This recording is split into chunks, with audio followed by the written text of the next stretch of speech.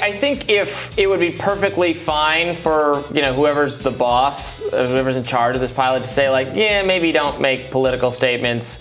We don't want that. And a lot of our people flying don't want to hear that. Like, that's fine. Can't it just operate at that level? But instead, now you have, I was seeing all sorts of people on Twitter yesterday being like, why hasn't he been fired yet? Why haven't they taken swifter action? Well, because he's probably in a union and has due process. You should not. It's wrong to just fire people willy-nilly based on Twitter controversies.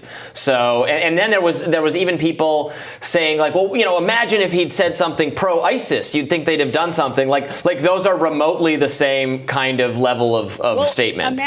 Imagine if he would have just said that about Trump. I mean, he would be praised by Twitter, wouldn't he? Yeah. I wonder. Yeah.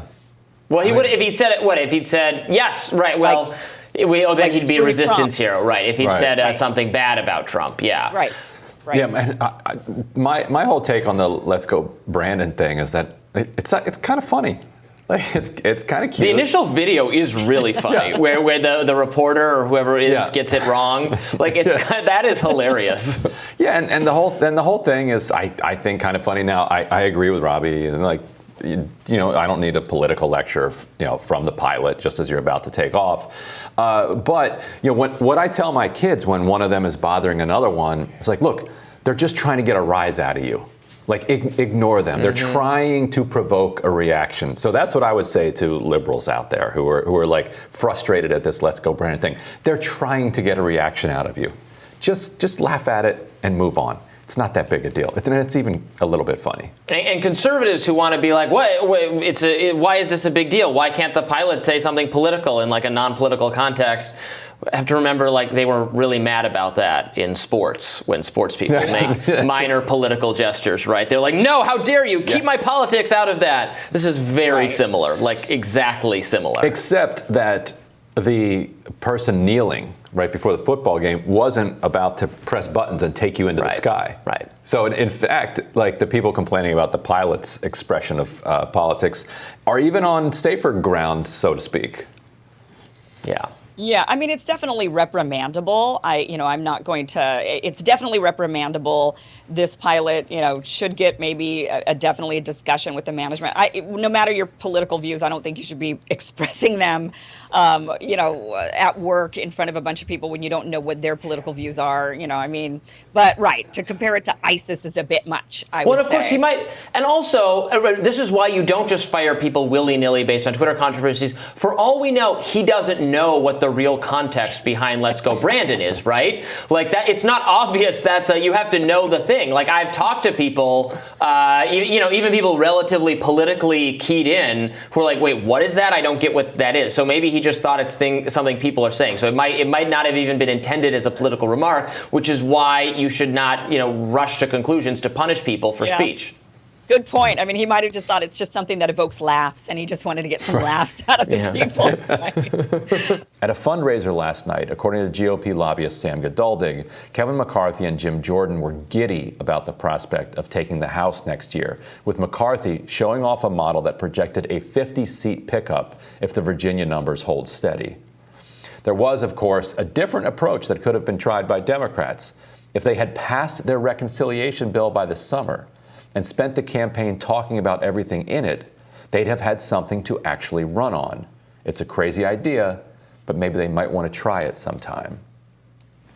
And so, I know we're going to talk more about this the rest of the show, but I don't know, what's your take on the role that education played and the various different strains of thought about education? No, I completely agree with you. I think it's very important, especially, you speak to a generally progressive audience. I think it's very important for progressives to understand how frustrated parents were with schools. And many of them do understand that. Many of them are parents and have experienced that. But look, McAuliffe had Randy Weingarten stumping for him at the end. This is how he ends his campaign, with a celebration of this figure who is a very divisive figure, who is the avatar of public teachers unions, really keeping schools closed down. Maybe you think that's a good idea. A lot of people don't. A lot of people thought that was miserable, that schools were not an essential service. And so everything else, you had to make it work. You had to figure out how to do it. And schools just said, no, now it's on you, the parents.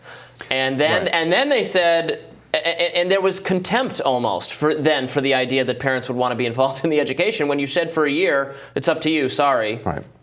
And a lot of people are going to want to not talk about this sort of thing, and I can understand and say, look, public health decisions shouldn't be made with with elections in mind. Okay, that's fine, but it's still something worth knowing. Like you shouldn't advocate ignorance. Like if there is some influence here, it's worth studying. A lot of people are going to say, well, no, stop it. This is all just racism. But Virginia's not more racist today than it was 1 year ago. It's not more racist today when than it voted for Barack Obama. Right. It just elected a black lieutenant governor. Or Biden, or 4 years ago. No, right. Virginia's history with racism is extraordinarily fraught, deeply. But the idea that all of a sudden that racism flared up and is the sole cause of this doesn't make sense. If that was true, Trump running on the Caravan should have easily swept him to victory. It didn't. So what is going on here? Talk to people who had kids in public schools. Anecdotally, you're seeing online, and you saw leading up to it, a number of people saying that they know a lot of people that were switching from Biden to Youngkin because they were angry, not about CRT, and we'll talk about that later, but they're angry about the way that the public schools handled the situation. Their top issues are the economy and education. And if McAuliffe wins, what does that mean? That means schools might close, or would be much more likely to close if some CDC very risk-averse CDC official says so. Businesses might be required to do something. We can't predict the pandemic. But the businesses are more likely to close, schools are more likely to close with the Democrat in charge. And I think that spooked a lot of people. Right. I don't live in Virginia.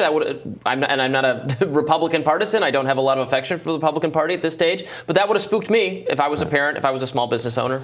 Well, Democrats have been missing the point. And one of the symptoms of missing the point has been this obsession with things like racism, sexism, bigotry, Trumpism, insurrections, Russians, anti-vaxxers, and on and on and on.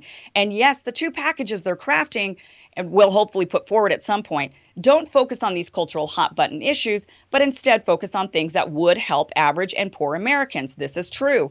But they don't focus on the greater problem, the deeper issues of the broken system itself. Many of the programs inside of these packages act more like Band-Aids, and people aren't really wanting Band-Aids. They're wanting fixes. What people are seeing is during the two biggest crises of the past 15 years, the housing crisis and now the pandemic, with Democrats at the helm, the rich got richer and the average American, the middle class and the poor, got poorer. And in the first crisis, people lost their homes while the banks were bailed out. The banks were then able to sell those homes for a profit, often to investors who then turned large swaths of the American middle class into renters. Not to mention, it set people back in their careers, which impacted their life trajectory. College grads couldn't get jobs. People who should have been climbing in their careers to the point where they would be able to buy a home were set back nearly a decade. People who should have retired with something instead retired with nothing. It was a disaster, and it led to very frustrated Americans wanting serious change. So much change, Trump was elected. And now during this pandemic, Democrats are doing it again. The rich are getting richer while small businesses collapse from lockdowns and supply chain backlogs, which are exacerbated by mandates. Democrats' response to people panicking about their lost businesses seems to be quiet. We know what's best. Stay home and order from Jeff Bezos. It's safer. Kids are now behind in their education while parents are being told it's none of their business. And frontline and essential workers who were told to risk their lives during the height of the pandemic are now being told they need to do as the government says or be discarded. This isn't going over well for Democrats. The recall election, though was not successful in California, was still a referendum on Democrats indicating that things need to change.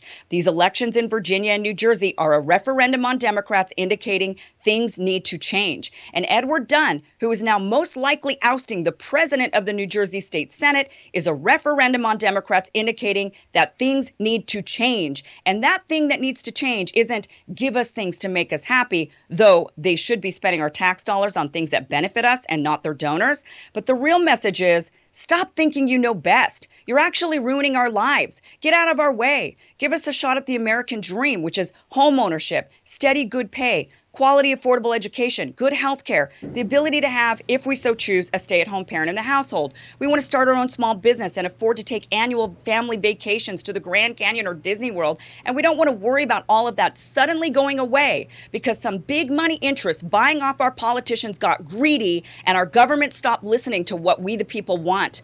The Democratic Party needs to reconnect with the American middle class. They lost their way somewhere in the noise, and they haven't owned up to the fact that many of their policies have led to the destruction of the middle class. And instead of owning up to this, it seems that Democratic Party wants to instead point the finger and say the reason you can't have nice things is because you're all a bunch of racists. Well, that isn't working anymore. Americans aren't buying it. And these latest rounds of elections, from the West Coast recall in California all the way to the elections in the East Coast, Americans aren't buying it anymore. We want change. We want normal people to represent us who will, like Edward Durr says, be the voice of the people, because the people deserve a voice.